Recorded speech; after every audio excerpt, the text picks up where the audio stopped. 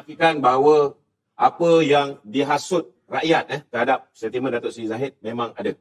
Memang ada. Kita tak nafikan fitnah terhadap Datuk Seri Zahid memang dahsyat. Tetapi saya nak beritahu, salah satu punca kita tewas teruk ialah kerana kita ada orang di dalam kerajaan. Ada orang di dalam UMNO sendiri yang menjadi culprit, yang tak nak BN menang dan boleh membentuk kerajaan secara bersendirian. Mereka ni, ini termasuknya Tun Faisal dan bos dia Anwar Musa bersama dengan bekas Perdana Menteri Ismail Sabri. Mereka berkomplot melengahkan pilihan raya.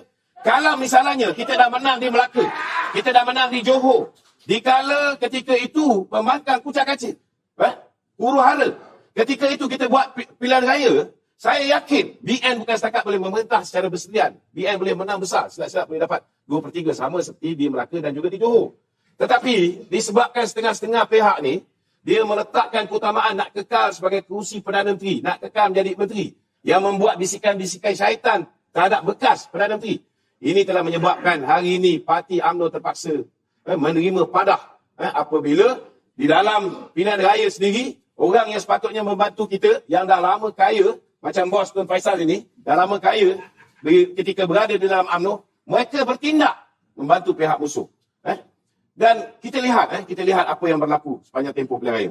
Tak pernah dalam sejarah tersebarnya video-video secara terang-terangan mereka merasuah pengundi-pengundi. Kalau ada pun dulu amalan korup ataupun amalan membeli undi, ianya dilakukan secara terang-terangan. Tetapi dalam pilihan raya umum yang ke-15, kita lihat anak-anak muda. Contohnya, yang first time voters ni, yang baru umur 18 tahun, yang masih lagi dapat beasiswa FAMA, Father and Mother. Biasa dapat RM10, RM20. Hari raya mungkin dapat RM50, mungkin dapat RM100 kalau mak bapak tu kaya. Tiba-tiba time pilihan raya dapat RM350, dapat RM500, dapat RM1,000. Ini telah banyak menyebabkan mereka memberikan undi kepada Perikatan Nasional. Dan hari ini, Mahkamah telah memutuskan satu kes yang sangat jelas terang bahawa rasuah itu benar-benar berlaku. Dan yang menyebabkan benda ni bocor, yang menyebabkan skandal jana wibawa ini tersebar luas, bukan BN, kita pun tak tahu. Tetapi disebabkan ada 90 orang yang diidentified oleh Pak SPRM sanggup memberikan keterangan, membantu siasatan. Mereka mengaku mereka disogok oleh Perikatan Nasional. Dan kemudian 10 orang lagi kontraktor-kontraktor yang mendapat hasil daripada lockdown dan juga darurat oleh bapa lockdown negara. So, benda ni yang menyebabkan akhirnya SPRM menyiasat kontraktor-kontraktor ni, maka terbongkar. Kalau dulu orang percaya, kalau dulu mereka boleh jual bersih dan stabil. Rupa-rupanya hari ini baru kita tahu, memang betul mereka bersih. Mereka sapu bersih, memanglah kewangan dia stabil. Hari ini tanggapan bahawa Perikatan Nasional ini bersih. Ulama ini berpegang pada Islam, menolak rasuah, menolak salah guna kuasa seperti mana yang hari ini berlaku di Terengganu. Tanah, bila dia ada kuasa, zaman Haji Hadi lagi, tanah diberikan. Nilai tanah 29.3 juta. Dia bagi kepada koperasi insaf hanya RM550,000. Kemudian tukang kira... Hai korang, ramai yang bercakap tentang subsidi dipotong. Adakah ia benar? Mai saya terangkan, 1% daripada pengguna elektrik industri yang sebenarnya terdiri daripada syarikat-syarikat besar dan 1% daripada pengguna domestik yang terdiri daripada golongan kaya sedang menikmati lebih 43% daripada jumlah subsidi yang diperuntukkan oleh kerajaan kepada rakyat yang memerlukan. Justru, kerajaan Madani telah melaksanakan dasar subsidi bersasar agar peruntukan subsidi benar-benar diberi dan disalurkan kepada golongan yang memerlukan, rakyat biasa, syarikat-syarikat SME dan bukan mereka yang tidak memerlukan subsidi tersebut.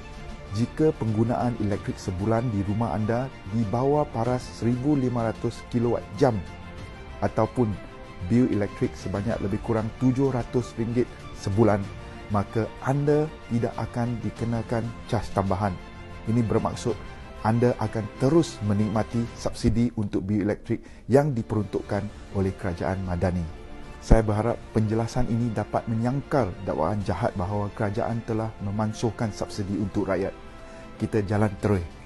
Peringkat awal, memang ke bawah dulu tuanku, dia nak jumpa 30 ahli parlimen. Masa tu tuanku tak tahu bahawa Datuk Seri Ahmad Zahid Hamidi sebelum pilihan raya umum yang ke-15, dia dah minta setiap seorang tu menandatangani apa yang dipanggil sebagai aku janji. Ada 3 aku janji telah ditandatangani. Dan salah satu daripada aku janji itu ialah memberikan kuasa kepada ketua parti. Ketua parti kita, Barisan Nasional, ialah pengurusi Barisan Nasional untuk berunding dan membuat keputusan dengan siapa yang kita nak membentuk kerajaan. Jadi keduanya, mereka juga memberikan kuasa kepada ketua parti untuk berunding dan membuat keputusan bagi pihak kesemua ahli-ahli parlimen Barisan Nasional untuk memutuskan siapa yang nak diangkat menjadi Perdana Menteri. Jadi bila 30 SD ni, 30 aku janji ni diberikan kepada kebawah tuanku, kebawah tuanku dah teliti benda tu, dia faham tak perlulah 30 orang ni hadir. Yang ni yang Gomo dia tak tahu. Gomo ni blur.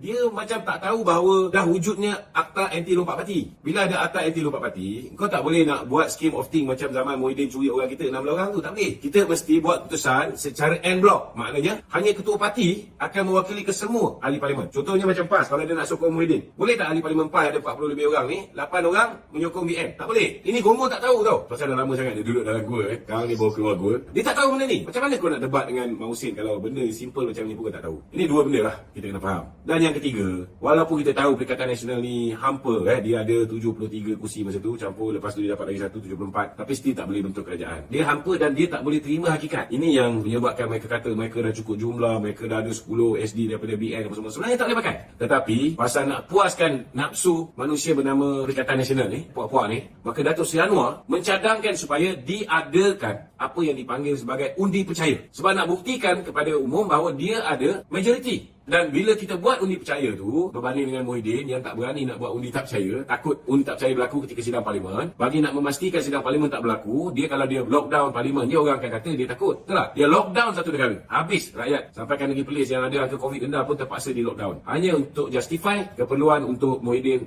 lockdown negara ni. Jadi, bila Datuk Seri Anwar buat undi percaya ke atas diri dia, 148 ahli parlimen menyokong beliau untuk menjadi Perdana Menteri. Jadi sepatutnya, bila dah ada undi percaya ni, Gomo tak boleh main cerita bodoh macam ni lagi. Nampak sangat dia tu dah terlalu lama masuk gua, keluar gua macam dia tak tahu apa yang dah berlaku sepanjang tempoh dia berada di dalam gua.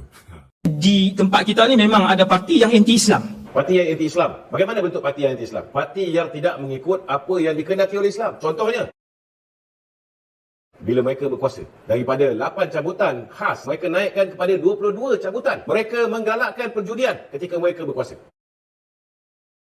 Habis tanah-tanah di Terengganu. Ada yang diberikan zaman Haji Hadi kepada Kok Insaf. Kemudian BN beli balik. Kemudian bila tukar Menteri Besar kepada Samsuri, dijualkan pula tanah yang sama kepada Khairul Nisa, iaitu sebuah NGO isteri kepada Samsuri. Kita tengok pula sebidang tanah bernilai 11.84 juta ringgit diberi pula kepada salah satu koperasi yang dipanggil Kohimat, dimiliki oleh pemimpin PAS juga. Kalau nak kata DAP anti-Islam, kita dengar tentang DAP di Pulau Pinang. Tuan-tuan, Cina perintah Penang lebih baik daripada Melayu perintah. Kami Pulau Pinang, Masjid Puasa IAB dapat peruntukan untuk majlis agama hampir dekat 62 juta. Anak-anak seluruh Pulau Pinang yang Islam automatik minta boleh dapat beasiswa kerajaan negeri Pulau Pinang. Tuan-tuan, bawah Majlis Agama Islam Pulau Pinang. Lu diperintah oleh Pak Cina, dia tak kacau kan? Majlis Agama, buatlah program pun. Panggillah siapa pun. Tapi dengan syaratnya, program kena ada. Jangan kira apa orang kata, tapi kira apa Allah kata. Yang kedua, parti yang ramai rasuah, banyak rasuah. Kalau nak bicara soal rasuah, PAS dan Perikatan Nasional bukan hanya terbukti menerima rasuah, mereka juga merupakan penyumbang terbesar aktiviti merasuah pengundi secara besar-besaran. Kita lihat bagaimana terbongkarnya skandal Jana Wibawa. Mereka daruratkan satu negara. Rupa-rupanya tuan-tuan, bila mereka daruratkan negara ini, mereka telah membelanjakan duit negara sesuka hati mereka. Dan ini telah terbongkar bila mana SPRM menyiasat 90 orang yang telah pun bersetuju untuk memberikan keterangan kepada pihak SPRM berhubung dengan rasuah yang mereka terima sebelum mereka mengundi PAS pada pilihan raya umum yang ke-15. Betul bak kata Ustaz Wadi, memang pun sudah mendapat keputusan di mahkamah, iaitu apabila mahkamah memutuskan bahawa kemenangan ahli parlimen PAS di Kuala Terengganu telah dibatalkan. Ini bukti jelas betapa korapnya PAS dan Perikatan Nasional. Dan yang ketiga, sekiranya kumpulan itu orang tu bukan aliran Ahlus Sunnah wal Jamaah. Kalau nak bicara soal fahaman Ahli Sunnah wal Jamaah, UMNO di dalam perlembagaan yang meletakkan dengan jelas bahawa Islam yang didokongi oleh UMNO ialah Islam dengan fahaman Ahli Sunnah wal Jamaah. Sebaliknya, jika kita melihat pendirian PAS berhubung dengan fahaman Ahli Sunnah wal Jamaah, kenyataan yang dikeluarkan oleh Najah, iaitu anak kepada Datuk Asri Muda, bekas Presiden PAS. Beliau mengatakan bapanya telah menegur kepimpinan PAS yang terlalu cenderung kepada Iran. Ini jelas membuktikan bahawa pemimpin-pemimpin daripada PAS, saudara, pendirian mereka berhubung dengan fahaman Ahli Sunnah wal Jamaah pun tidak begitu jelas, saudara. Kerana mereka masih lagi mengagung-agungkan sahabat-sahabat mereka di Iran yang rata-ratanya merupakan fahaman Syiah. Jadi saudara, kalau nak pakailah apa yang dikatakan oleh Ustaz Wadi, tuan-tuan wajib untuk mengundi Barisan Nasional dan Pakatan Harapan dalam pilihan raya di 6 buah negeri ini.